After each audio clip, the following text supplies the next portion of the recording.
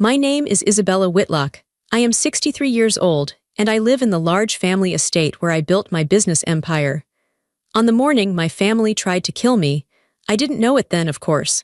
I thought it was a happy day. I was sitting at my large dining room table.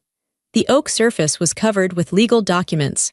I was ready to sign away my life's work, the Whitlock Supply Group, to my only son. I trusted him completely. My daughter-in-law Claire came into the room. She wore a bright smile that didn't reach her eyes. She handed me a ceramic mug. "Here is your coffee, Isabella," she said sweetly. "Just how you like it." I reached for the mug. Before my fingers touched the handle, Patricia, my housekeeper of 18 years, stumbled. She crashed into the table. The mug tipped over hard. Hot dark liquid splashed across the contracts and onto my lap. I gasped. I started to scold her for being clumsy. But Patricia grabbed my wrist. Her grip was tight and desperate. She leaned close to my ear so no one else could hear. She whispered 4 words that changed everything. "Do not drink it." But before I tell you how everything flipped, like and subscribe, drop a comment. Where are you watching from? My name is Isabella Whitlock. I am 63 years old. The morning sun was coming through the tall windows of my dining room. It should have been a beautiful day. The light was golden and warm. It hit the polished oak of the long dining table, making the wood shine. But I did not feel warm. I felt cold. I felt a deep, heavy tiredness in my bones that I could not shake off. I sat at the head of the table. I am Isabella Whitlock. I was 63 years old that day. In front of me there were stacks of paper. White paper, crisp and clean. They were legal documents. Contracts, transfer deeds, financial agreements. They were arranged in neat piles, waiting for one thing, my signature. I held a heavy black pen in my hand. My fingers were trembling slightly. I told myself it was just my age. I told myself it was just the dizzy spells I had been having for the last 6 months. But deep down, maybe my body knew something my mind did not. My son, David, was standing by the window. He was 35 years old. He was a handsome man. He had my dark eyes and his father's strong jawline. He was wearing a gray suit that cost more than my first car. He looked powerful. He looked ready, but he also looked impatient. "Mom," he said. He didn't turn around to look at me. He was watching the driveway, looking for the lawyers. "Are you okay? You haven't touched the papers yet." "I am just thinking, David," I said. My voice was quiet. "This is a big step. It is 40 years of my life." David turned around then. He gave me a smile. It was the smile he used when he wanted something. It was the smile that used to work on me when he was a little boy asking for candy. "It's time to rest, Mom," he said.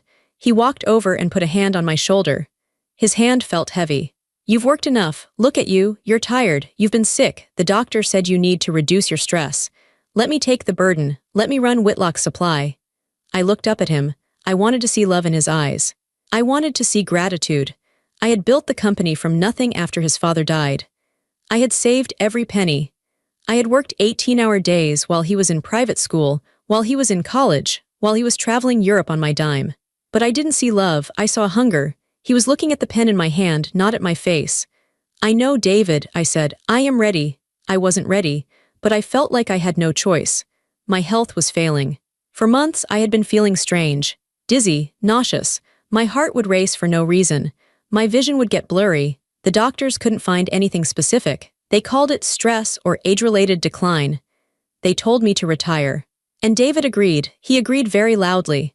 "Where is Claire?" David asked, looking toward the kitchen door. "You need your coffee. You can't sign without your morning coffee." "I'm coming." Claire's voice floated in from the kitchen. Claire was my daughter-in-law. She had been married to David for 5 years. She was beautiful in a sharp, modern way. She had blonde hair that was always perfectly styled, and she wore clothes that were very fashionable. We were not close. I had tried in the beginning. I invited her to lunches. I tried to talk to her about her life. But she always kept a wall up. She was polite but cold. She treated me like a distant aunt, not a mother-in-law. But lately, that had changed.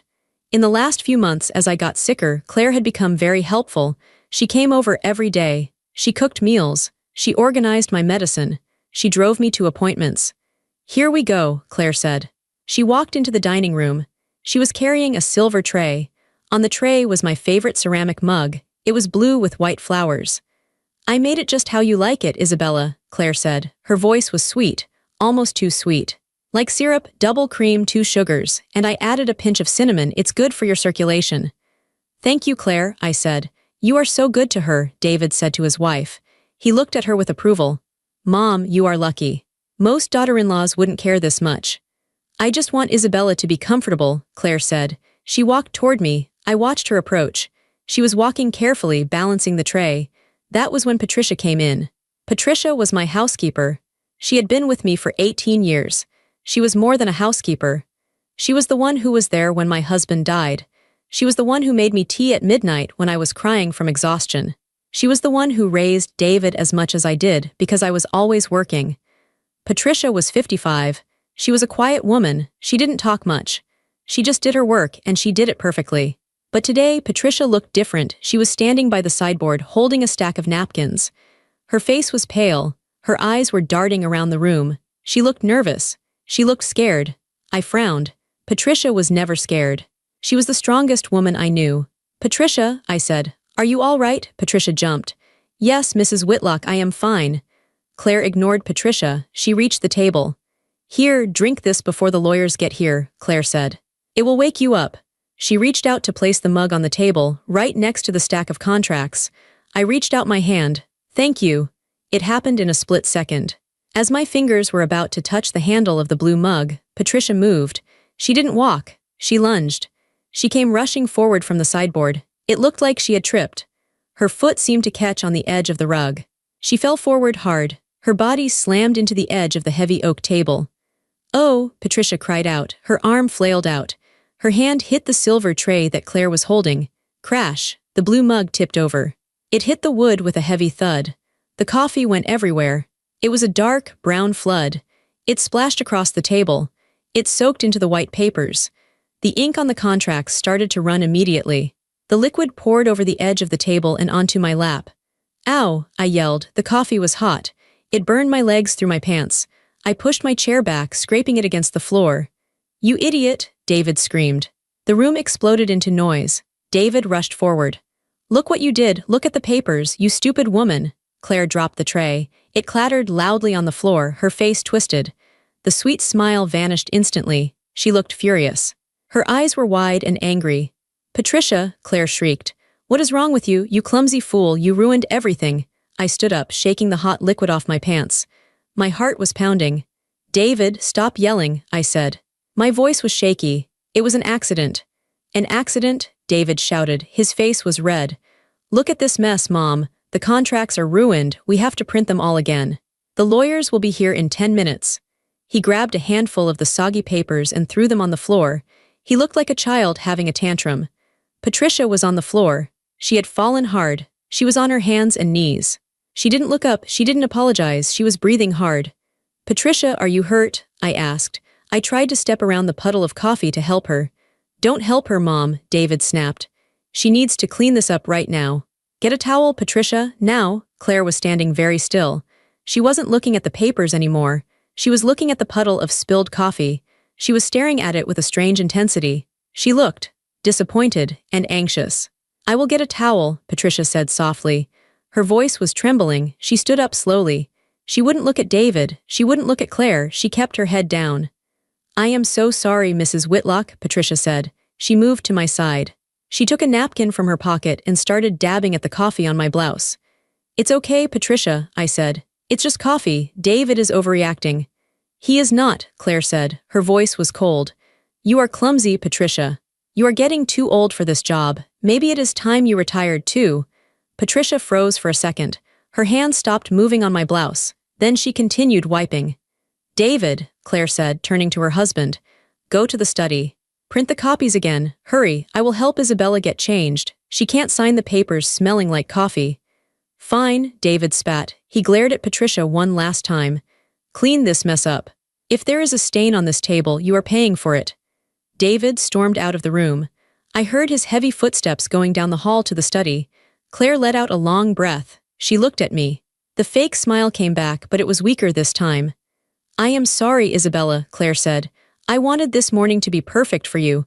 I will go to the kitchen and make you another cup. Fresh coffee, you need it. No, I said. I'm fine, Claire, I don't want any more. Nonsense, Claire insisted. She was already moving toward the kitchen.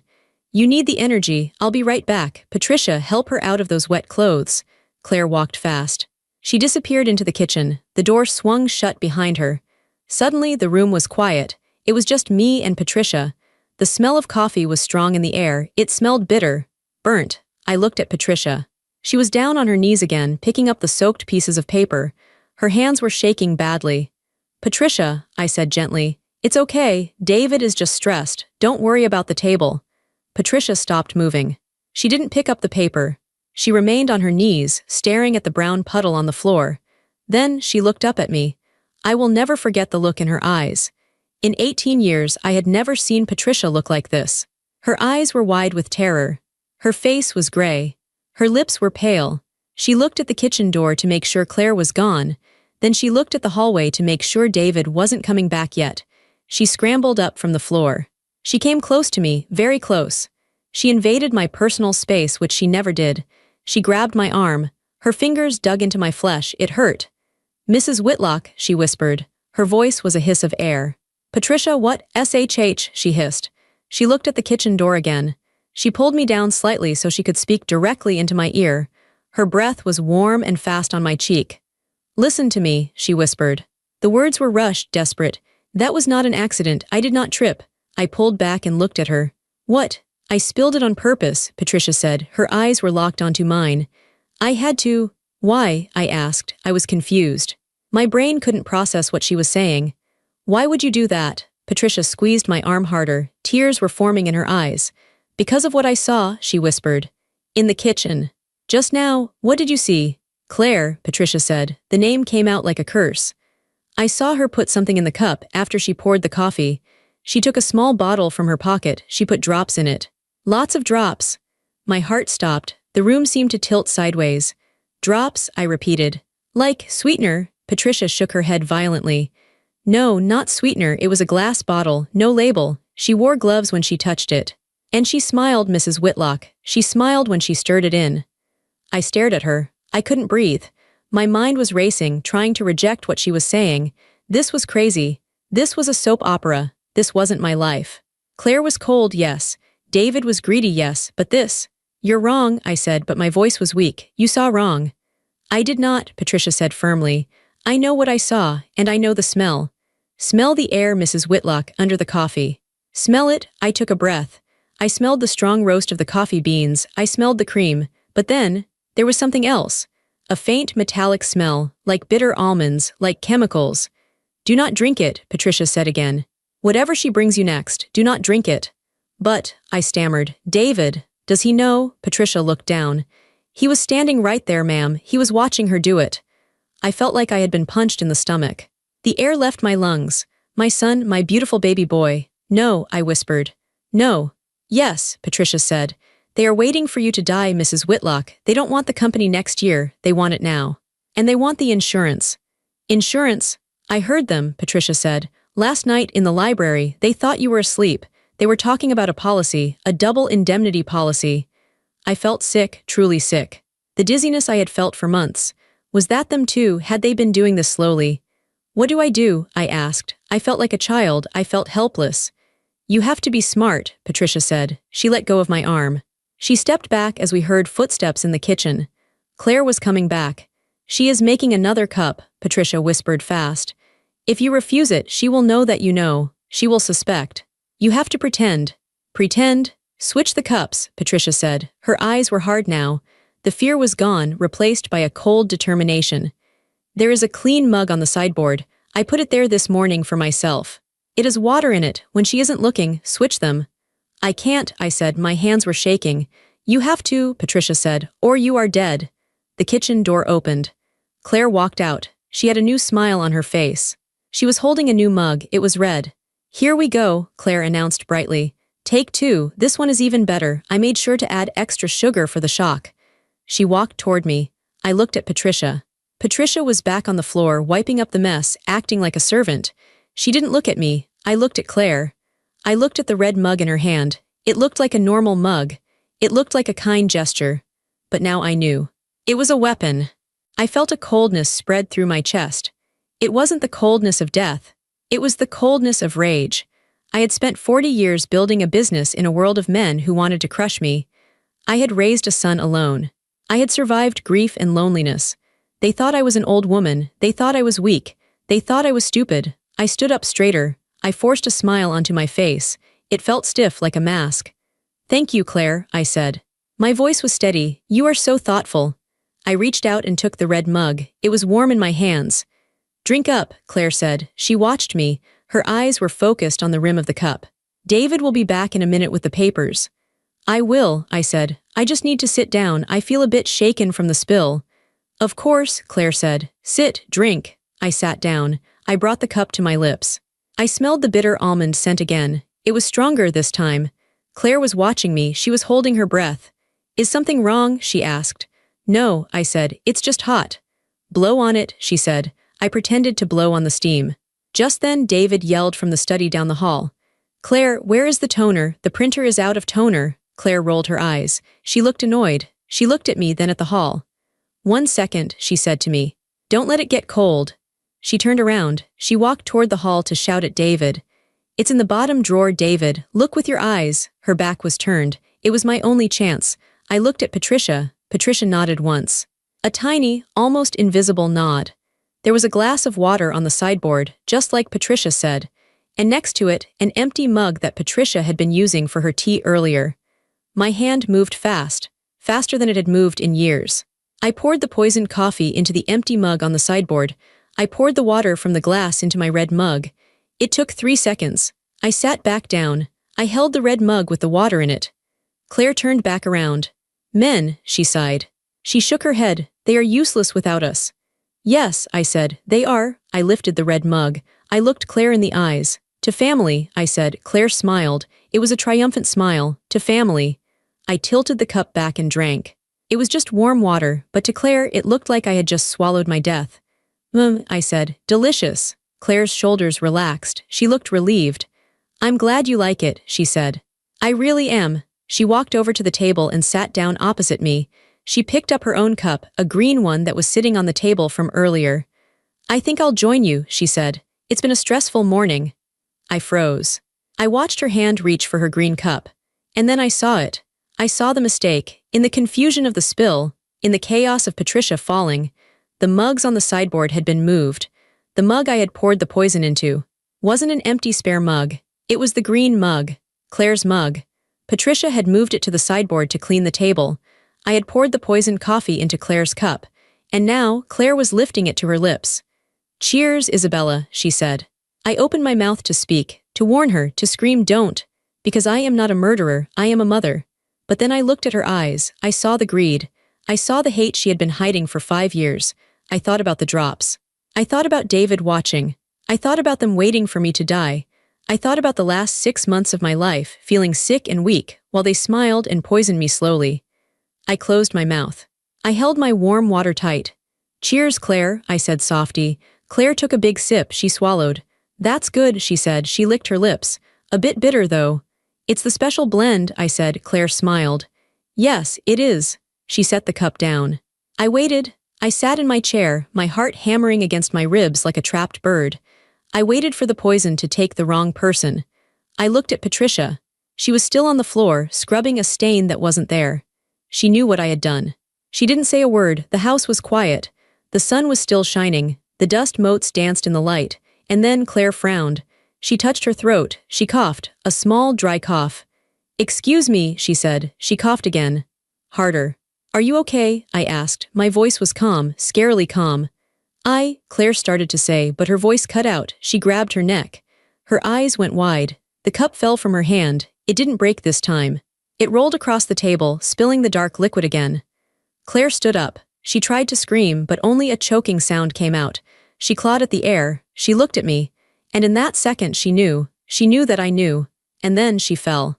Claire hit the floor hard. It was not a graceful fall. It was the sound of dead weight hitting expensive wood.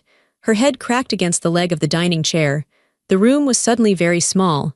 The air felt thin. I sat in my chair. My hands were still wrapped around the warm red mug, the mug filled with water.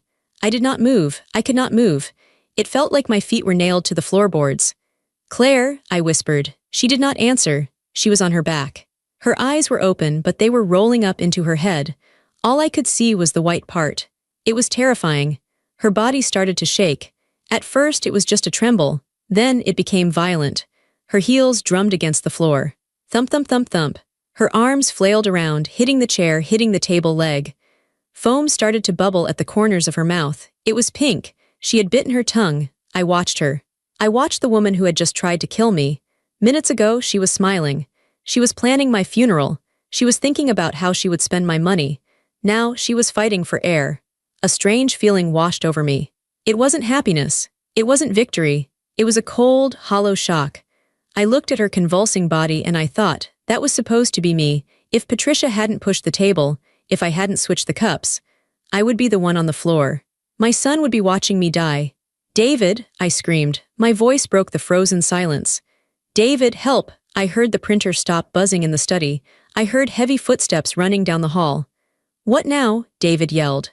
What is it now? He burst into the room. He was holding a stack of fresh, warm papers. He looked annoyed. He looked ready to yell at Patricia again.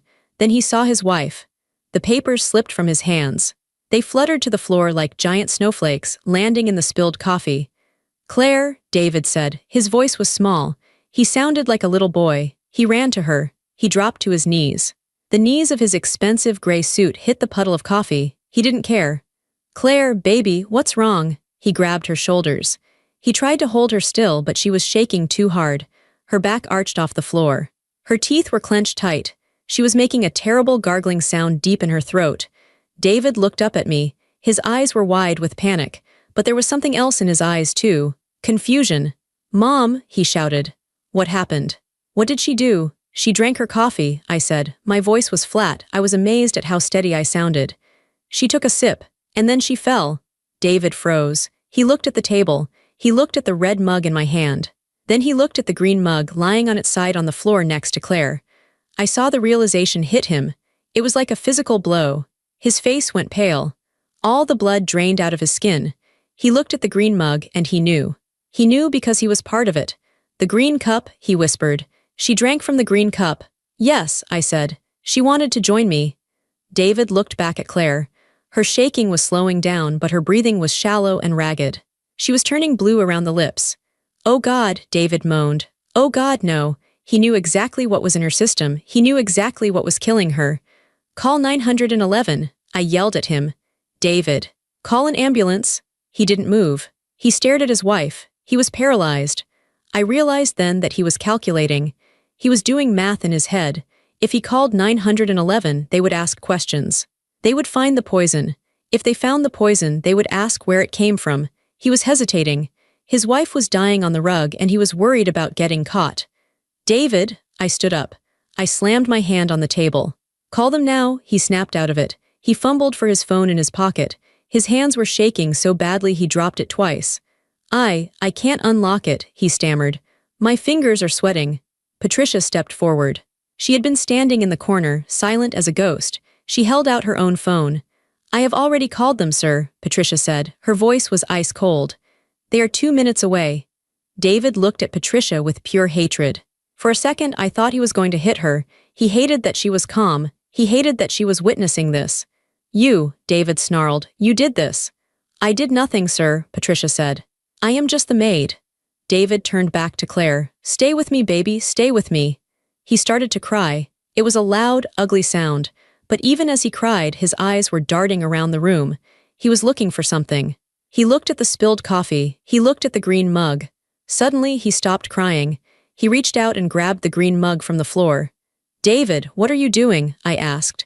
I need to clean this up, he said. His voice was frantic.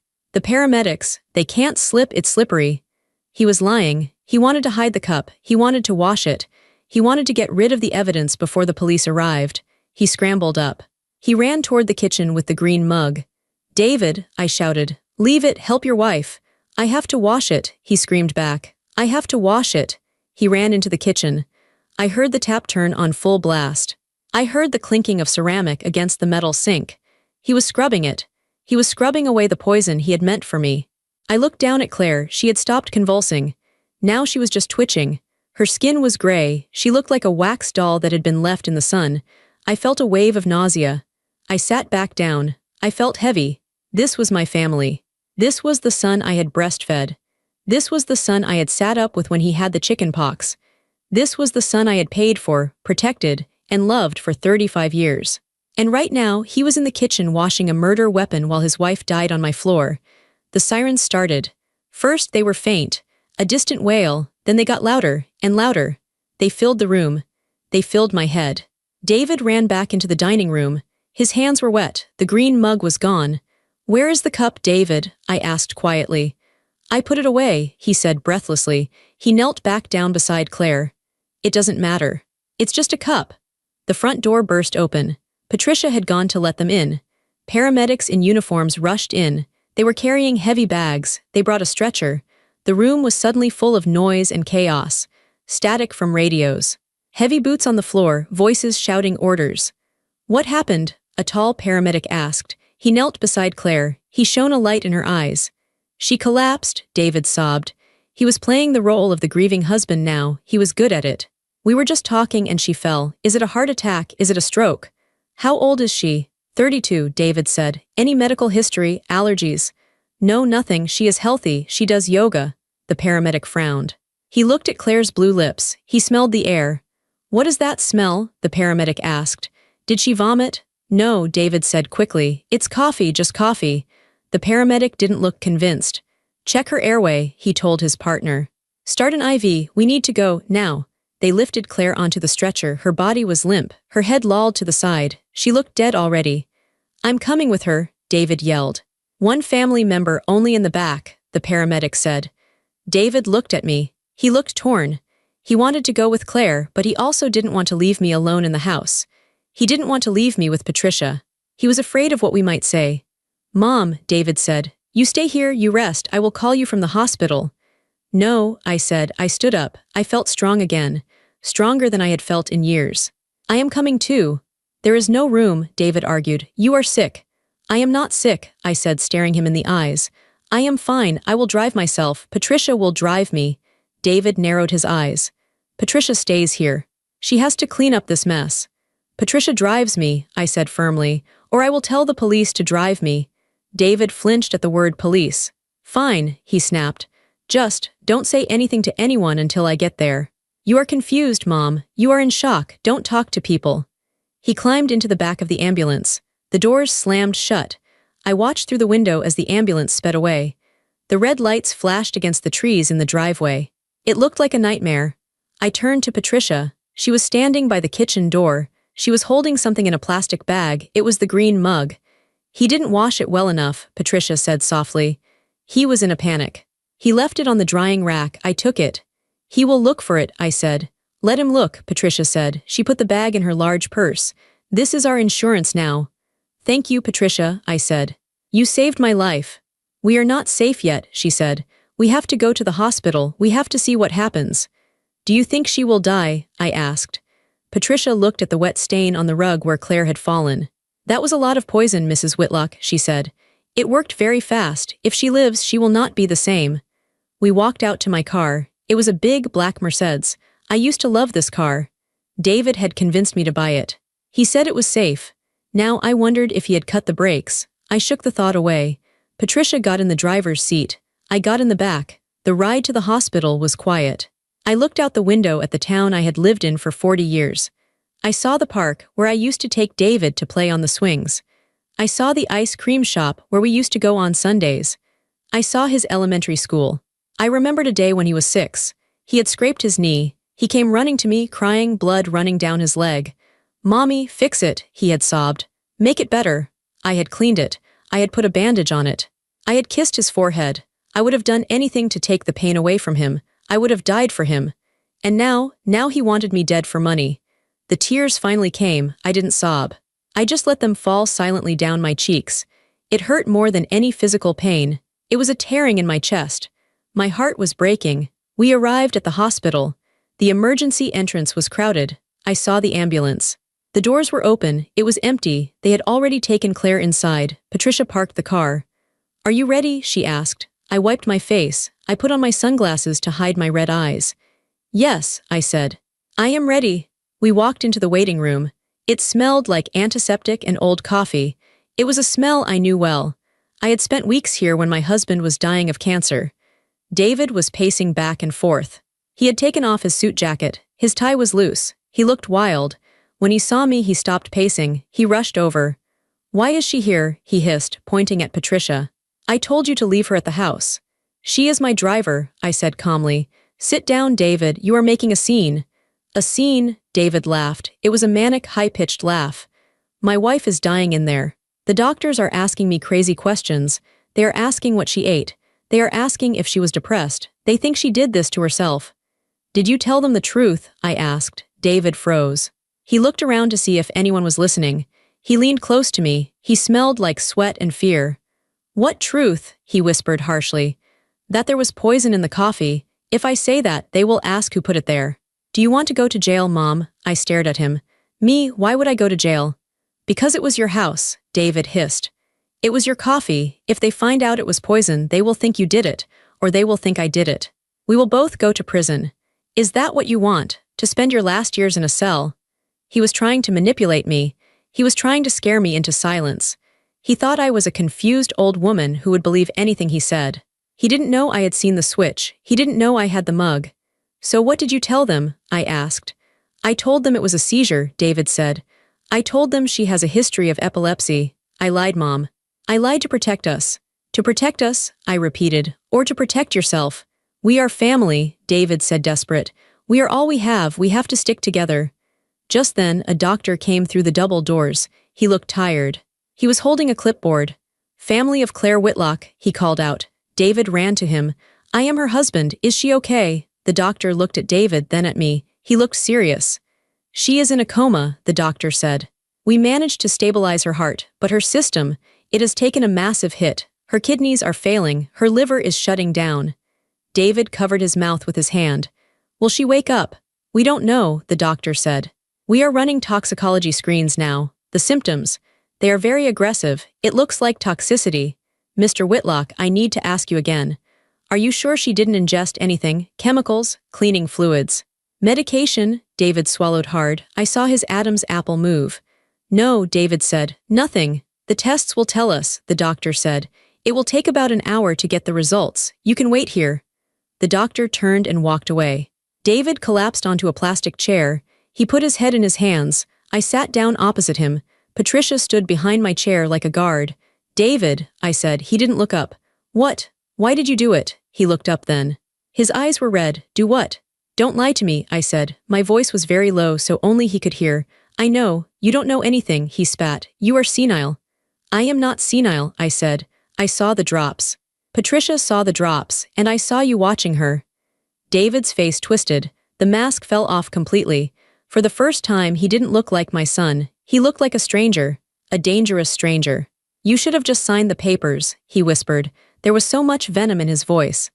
"You selfish old witch. You should have just signed the papers and died quietly. You lived your life. You had your turn. Why couldn't you just let go?" I felt a cold chill go down my spine. He admitted it. He didn't even care anymore. "I am your mother," I said. "You are a roadblock," he said. "You sit on that money like a dragon. You don't spend it, you don't enjoy it, you just work. Claire and I, we have dreams, we have debts. We needed that money now, not in 10 years when you finally drop dead of old age. So you decided to kill me. It would have been painless," he said. He sounded almost reasonable, as if he was explaining a business decision. "It was just a few drops, like falling asleep. Claire messed it up. She was always greedy. She probably put too much in. Or she messed up the cups." He looked at me with disgust. "You are lucky," he said, "but you won't be lucky forever." "Are you threatening me, David?" "I am telling you the truth," he said. "Who are they going to believe, me? The grieving husband? Or you, the old woman with dementia who thinks her family is trying to kill her?"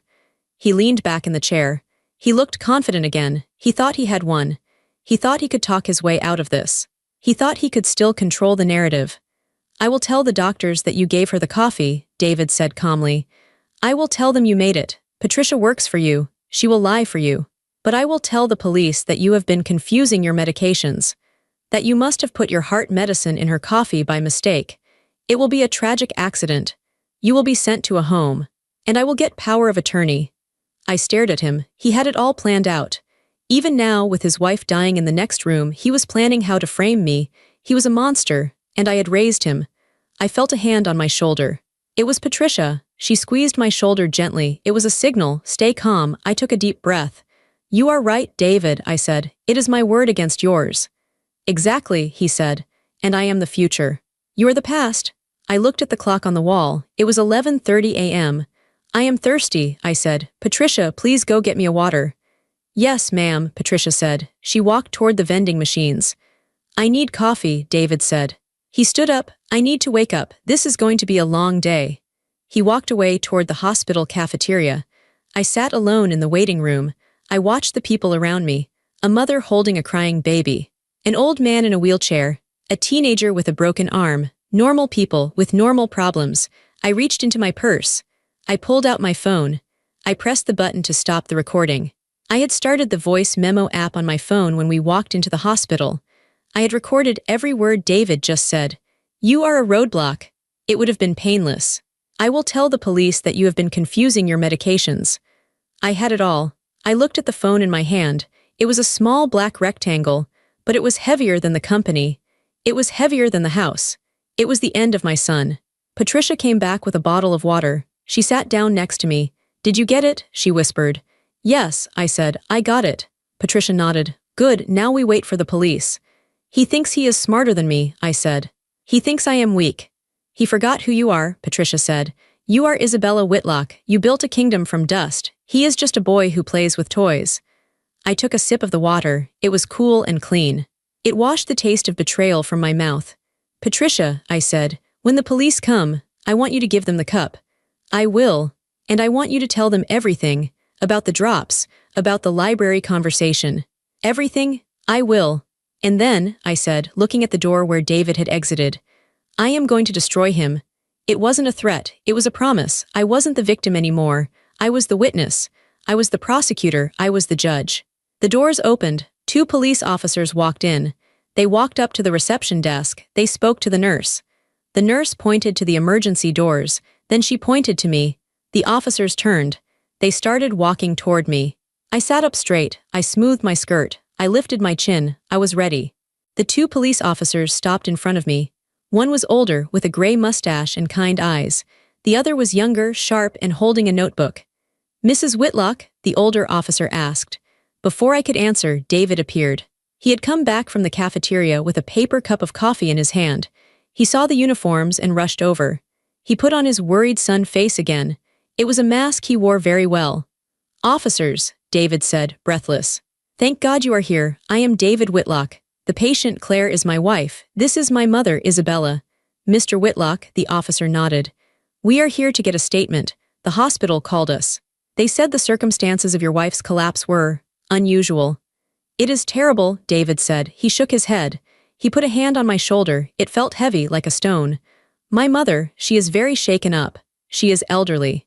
She gets confused easily. I sat very still. I did not shake his hand off. I let him dig his own grave. We just want to ask a few questions, the younger officer said. He looked at me. Mrs. Whitlock, can you tell us what happened? Of course, I said. My voice was clear. It was strong. It did not sound like the voice of a confused old woman. David tightened his grip on my shoulder. His fingers dug into my bone. It was a warning. Mom, he said sweetly, maybe I should talk to them. You are tired. You might get the details mixed up again, like you did with your medication this morning. There it was, the lie. He was planting the seed right in front of the police. He was suggesting that I had mixed up my pills, that I had accidentally poisoned his wife. I looked up at the officer. I took off my sunglasses. I looked him straight in the eye. I am not tired, officer, I said. And I am not confused. I know exactly what day it is. I know exactly who I am, and I know exactly what happened in my dining room. David froze. He hadn't expected me to push back. He thought I would be cowed by the police. He thought I would be scared. I would like to speak to you, I said to the officer, but I would like to speak to you alone, without my son. The older officer looked at David's hand on my shoulder. He looked at the tension in David's jaw. Sir, the officer said politely, could you give us a moment? Why don't you go check on your wife? David looked trapped. If he refused, he looked suspicious. If he left, he lost control of the narrative. I just don't want her to say anything that isn't true, David stammered. She has been having episodes. We are trained to handle that, sir, the officer said. Please. Step aside. David let go of my shoulder. He glared at me. It was a look of pure venom. Then he turned and walked back toward the emergency room doors. I watched him go. I watched his expensive suit, his confident walk. And I felt a wave of memories crash over me. I looked at the officers. Please give me a moment, I said. I need to collect my thoughts. Take your time, ma'am, the officer said. I closed my eyes. I needed to find my strength. I needed to remember who I was. Because for the last 6 months, David had made me feel like a weak, dying old woman. But I wasn't. I went back in my mind. 15 years. 15 years ago, my husband, Robert, died. It was a heart attack. It was sudden. One minute he was laughing at the breakfast table, the next he was gone. I was 48. David was 20. Robert had started the Whitlock Supply Group. It was a small logistics company then. We had 5 trucks and a rented warehouse. When he died, everyone expected me to sell. The competitors circled like vultures. They called me. Isabella, sell to us, they said. You don't know how to run a supply chain. It's a man's world. Go home, bake cookies, enjoy the life insurance. David was in college then. He came home for the funeral. He told me the same thing. Sell it, Mom, he had said. Take the money. We can go on vacation. But I didn't sell. I went to the office the day after the funeral. I wore my black dress. I sat at Robert's desk. The chair was too big for me. The men in the warehouse looked at me with doubt. They whispered. They bet on how long I would last. I lasted. I didn't just last. I worked. I worked harder than Robert ever did. I learned every route.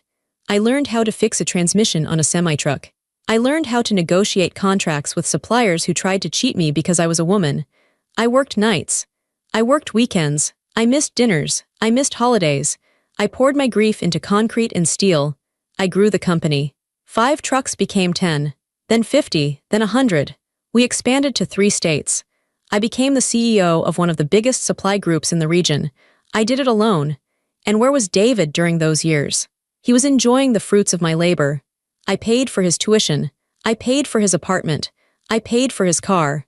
When he graduated, I created a job for him at the company, Vice President of Strategy. It was a made-up title. I wanted him to learn. I wanted him to work by my side. But David didn't want to work. He wanted to be the boss. He would come in at 10 a.m. He would leave at 3 p.m. for golf. He bought expensive suits. He yelled at the drivers. He treated the secretaries like servants. He didn't understand that the money didn't come from magic. It came from sweat. It came from the drivers sleeping in their cabs. It came from me staying up until 4 a.m. checking the ledgers. He saw the company as a piggy bank. I saw it as a legacy. And then he met Claire. Claire was a marketing consultant. She was sharp, ambitious, and hungry. She saw David and she saw a golden ticket. She saw a weak man with a rich mother. They married fast. The spending increased. New house, new cars, vacations to Bali, to Paris, to Dubai. They always needed more. And I always gave it to them. I was guilty. I felt guilty that I had worked so much when David was a child. I tried to buy his love with money. That was my mistake. You cannot buy love, you can only rent it. And when the money stops, the tenant leaves. Or, in my case, the tenant tries to kill the landlord. I opened my eyes. The hospital waiting room came back into focus. The police officer was still waiting patiently. Patricia was sitting next to me, her hand on her purse. I wasn't the weak old woman David thought I was. I was Isabella Whitlock. I had fought unions. I had fought banks. I had fought grief. I could fight my son. Officer, I said. I am ready to talk. Tell us about the coffee, the officer said. My daughter-in-law made it, I said. She brought it to me, but my housekeeper, Patricia, accidentally spilled it. Accidentally? The officer asked. He was writing in his notebook. That is what it looked like, I said. But then, Patricia warned me. Warned you? She told me not to drink it, I said. She told me she had seen Claire put something in the cup. The officer stopped writing. He looked up, his eyes were sharp now. She saw her put something in the cup. What exactly? Patricia spoke up. Drops, she said, her voice was steady. From a small glass bottle, she wore gloves. She smiled when she did it. The officer looked at Patricia. And you are the housekeeper? Yes, sir. So what happened next? The officer asked me. I didn't believe it at first, I said, but Patricia insisted. She told me to switch the cups. There was a cup of water on the sideboard. When Claire wasn't looking, I poured the coffee into an empty mug and took the water. And then, I took a deep breath. Claire sat down. She picked up the mug I had poured the coffee into. I didn't realize it was her mug. I thought it was a spare. She drank it. The officer was staring at me. This was a wild story. It sounded like a movie plot. I could see the doubt in his eyes. And then she collapsed. Yes, I said, immediately. And your son, where was he? He was there, I said. He watched her make the coffee, he knew. He knew. He tried to wash the cup, I said. While his wife was dying on the floor, he ran to the kitchen to wash the cup. The officer looked at his partner. They exchanged a look. It was a look that said, "This is serious." "Do you have proof?" the officer asked. "This is a very heavy accusation, Mrs. Whitlock. Your son says you are confused." "I have proof," Patricia said. She reached into her large purse. She pulled out the plastic bag. Inside was the green mug. It was still wet. There was a brown residue at the bottom. "He didn't wash it well enough," Patricia said. "I took it from the drying rack before the ambulance arrived." The officer put on a pair of blue latex gloves. He took the bag from Patricia carefully. He held it up to the light. "If we test this," the officer said, "what will we find?" "Poison," I said. Just then, the double doors of the emergency room swung open. The doctor came out again. He was walking fast. He looked grim. He spotted David coming from the hallway, and he spotted the police officers with me. "Mr. Whitlock, officers," the doctor called out. David ran over. "What is it? Is she awake?" "No," the doctor said. He looked at the police officers. "We have the preliminary toxicology results." The room went silent. I could hear the hum of the vending machine. I could hear my own heartbeat. "What is it?" David asked. His voice cracked. "It is cyanide," the doctor said. David let out a gasp. He staggered back. He put his hand against the wall to steady himself. "Cyanide?" the officer repeated. "A massive dose," the doctor said. "It was in her stomach. We are pumping it, but the damage is severe. We have contacted the Poison Control Center. But officers, this is not something you buy at the grocery store. This is industrial grade." The older officer turned to David. His face was no longer kind. It was hard. "Mr. Whitlock," the officer said, "you told us she had no medical history. You didn't mention cyanide." I didn't know," David shouted. He was sweating now. Sweat was running down his forehead. "She must have. She must have done it herself. She was depressed, I told you." "Depressed people usually leave a note," the officer said. "They don't usually drink coffee with their mother-in-law." "She was unstable," David yelled. He pointed at me. "Or maybe she did it. My mother, she hated Claire. She was jealous." He was losing control. He was flailing. I stood up. I walked over to them. I stood next to the police officer. "I did not hate her, David," I said. "I pitied her." "And I pity you." "Shut up," David screamed at me. "You are trying to frame me. You and that maid, you planned this." Patricia stood up too. She walked over to us. She was holding a manila envelope. I hadn't seen her bring it. She must have had it in her bag the whole time. "Officers," Patricia said, "I think you should see this." "What is this?" the officer asked. "I have been watching them," Patricia said, "for 3 months." David's eyes went wide. "What?" "I saw the changes in Mrs. Whitlock," Patricia said. "I saw her getting dizzy. I saw her getting sick only after she ate dinner with them, so I started watching. I started listening." Patricia opened the envelope. She pulled out a stack of photos. She handed them to the officer. "This is a photo of Claire's car," Patricia explained. "Parked behind an industrial chemical supply store in the city, taken 3 weeks ago." She pulled out another photo. "This is David, meeting with an insurance agent at a coffee shop. I sat at the table behind them. I recorded the conversation." She pulled out a USB drive. "They took out a double indemnity policy on Mrs. Whitlock's life," Patricia said. $5 million. It pays out double if the death is accidental, like an accidental overdose of heart medication." David was shaking. He looked like he was going to vomit. You spied on us," David whispered. "I protected my employer," Patricia said, "because she is the only decent person in this family." The officer looked at the photos. He looked at the mug in the evidence bag. He looked at the doctor who had confirmed the cyanide. He turned to David. "Mr. Whitlock," the officer said, "I think we need to go down to the station." "No," David said. He backed away. "No, this is a mistake. You can't trust her. She is just a maid." "I am a witness," Patricia said. "And I have a recording too," I added. I held up my phone. "From 10 minutes ago, in this waiting room, When you told me that I was a roadblock and that it would have been painless. David looked at the phone in my hand. He looked at the recording app that was still open on the screen. He realized then that it was over. The arrogance drained out of him. The power of the suit, the title, the money, it all vanished. He was just a small, scared man who had tried to kill his mother and failed. "Mom," he whimpered, "please don't do this." He reached out his hand to me, the hand that had tried to sign my death warrant. "Mom, I'm your son. I'm your baby." I looked at him. I remembered the little boy with the scraped knee. I remembered the boy I taught to ride a bike. I remembered the boy I loved more than my own life. But that boy was gone. He had been dead for a long time. The man standing in front of me was a stranger. "My son is dead," I said. My voice broke, but I held my ground. "You are just a murderer." I turned my back on him. "Officer," I said, "arrest him." The officer nodded. He pulled out his handcuffs. The metal clicked. "David Whitlock," the officer said, "put your hands behind your back.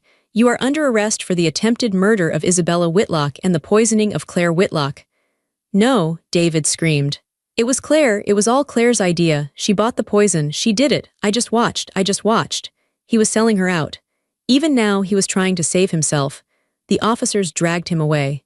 He was crying and screaming, his expensive shoes sliding on the hospital floor. Everyone in the waiting room watched. I didn't watch. I looked at the wall. I looked at a poster about washing hands to prevent infection. I felt numb. Patricia came and stood beside me. She didn't say anything. She just stood there, a solid presence in a world that had crumbled. "Is he gone?" I asked after a moment. "Yes, ma'am," Patricia said. "He is gone."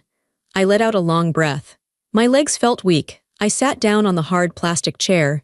"It is over," I said. "Not yet," Patricia said gently. "Now comes the hard part." She was right. The adrenaline was fading. The reality was setting in. I was 63. I was a widow, and now I was childless. My family was gone. My legacy was tainted. "What do I do now, Patricia?" I asked. I felt small. "I have nothing left." Patricia sat down next to me. She took my hand. Her hand was rough from years of scrubbing floors. It was a worker's hand, an honest hand. "You have the company," Patricia said. "You have your life, and you have the truth." "The truth is ugly," I said. "The truth is clean," Patricia corrected. "Lies are dirty. The house is clean now, Mrs. Whitlock. We took out the trash." I looked at her. A small smile touched my lips. It was a sad smile, but it was real. "You are right," I said. "We took out the trash." "And," Patricia added, "you have me if you want me." "Patricia," I said, "I don't want you to be my housekeeper anymore." Patricia looked worried. "You are firing me." "No," I said, "I am promoting you. I need a partner. I need someone I can trust, someone who sees everything." Patricia smiled. "I would like that." The doctor came back over to us. "Mrs. Whitlock," he said, "your daughter-in-law, she is stabilized. She is in a coma, but she is breathing on her own. The police will want to guard her room." "Will she survive?" I asked. "It is possible," the doctor said, "but there will likely be brain damage, the lack of oxygen." It was significant.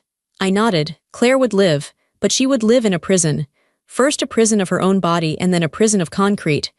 "Thank you, doctor," I said. I stood up. I smoothed my skirt again. "Let's go, Patricia," I said. "I need to go home. I have a company to run." "Yes, ma'am," Patricia said. We walked out of the hospital. The automatic doors opened. The air outside was fresh and cool. The sun was still shining. It was the same day, the same sun, but the world was different. I walked to the car. I didn't get in the back seat this time. "Give me the keys," I said to Patricia. "You want to drive?" she asked. "Yes," I said. "I think I am done being a passenger." Patricia handed me the keys. I got into the driver's seat. I adjusted the mirror. I started the engine. The engine purred.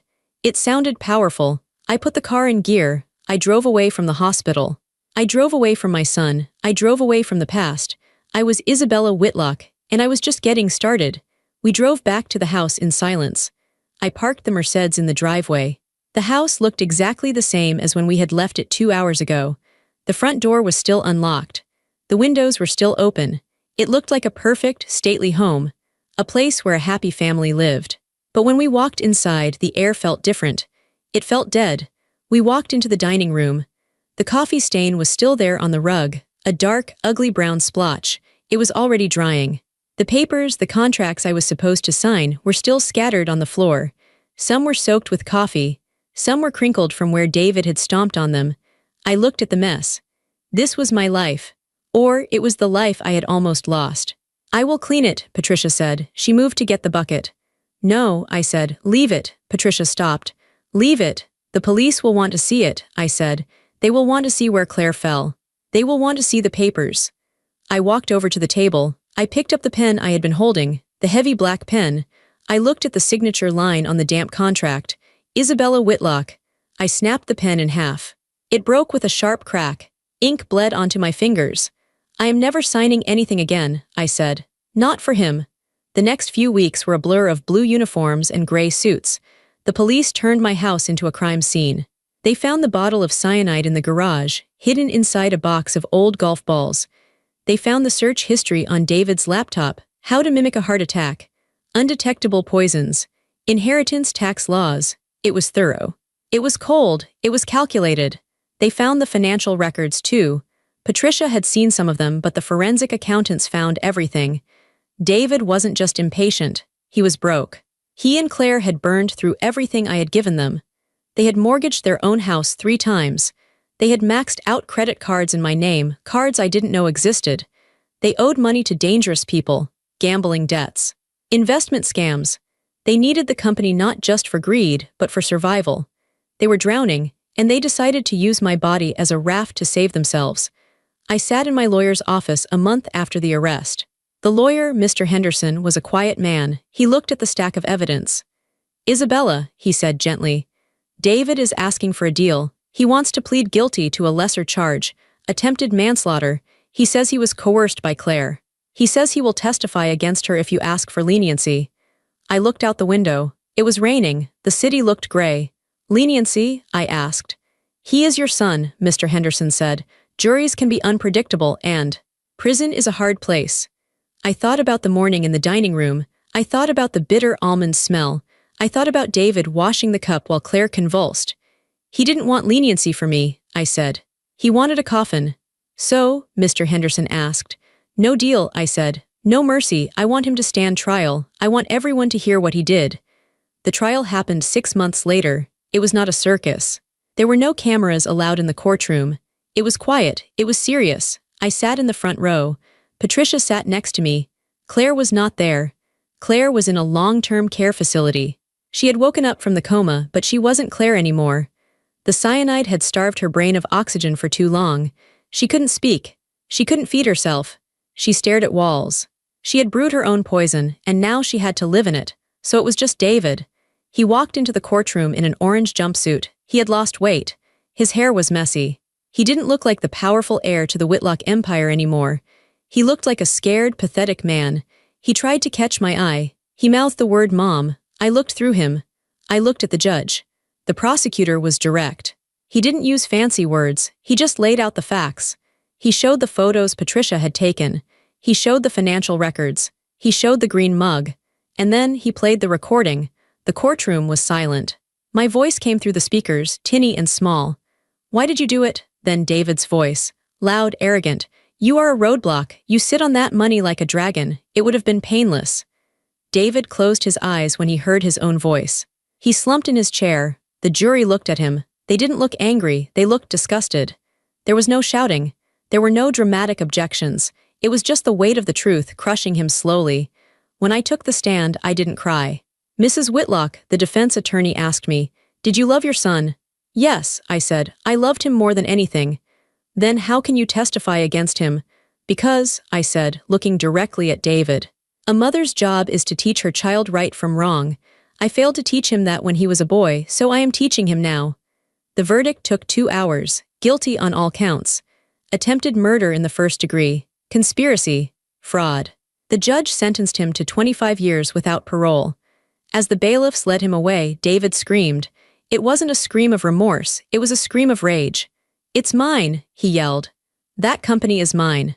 You can't take it." The heavy wooden doors closed behind him.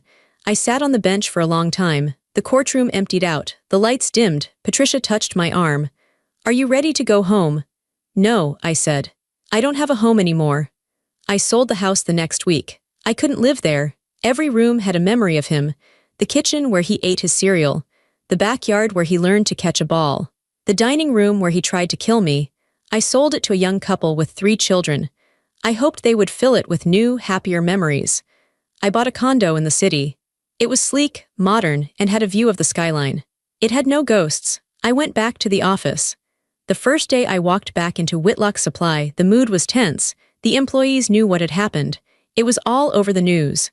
Local CEO poisoned by son. They looked at me with pity. They expected a broken woman. I walked to the front of the room. I stood on the podium. "Good morning," I said. My voice was steady. "You have all heard the stories. They are true. My family is gone." The room was silent. "But," I continued, "this company is my family too. You are my family, and we have work to do." I didn't retire. I didn't hide. I worked. But I worked differently. I stopped working 18-hour days. I stopped trying to control everything. I realized that life was short, and it could be taken away in a sip of coffee. I called Patricia into my office one morning. She was wearing her housekeeper uniform. She looked out of place in the corporate office. "Sit down, Patricia," I said. She sat on the edge of the leather chair. "Do you need me to get your lunch, Mrs. Whitlock?" "No," I said. "I have a new contract for you." I slid a paper across the desk. Patricia picked it up. She read it. Her eyes went wide. "Director of Internal Affairs," she read. "Mrs. Whitlock, I don't have a degree. I don't know business." "You know people," I said. "You saw what I missed. You saw the lies. You saw the danger. You have the best eyes in the world, Patricia. I need those eyes here. I need you to help me protect this company." "And the salary?" Patricia gasped. This is too much." "It is exactly enough," I said. "You saved my life. You can't put a price on that, but we can start with this." Patricia looked at me. Tears filled her eyes. She didn't say thank you, she just nodded. "I won't let you down," she said. "I know," I replied. "Now go buy some nice suits. You are an executive now." 3 years have passed since that morning. David is in a maximum security prison upstate. I don't visit him. I send him a card on his birthday. It has no money in it. Just a message. "I hope you are learning." Claire died 6 months ago. Her body finally gave up. I paid for her cremation. I scattered her ashes in the wind. I felt nothing. I am 66 now. I started a foundation last year. The Whitlock Foundation for Elder Protection. We help older people who are being exploited by their families. We provide lawyers, investigators, and safe houses. We teach them how to protect their assets. We teach them that family does not mean victim. I speak at seminars. I stand on stages in front of hundreds of people. I tell them my story. I tell them about the coffee.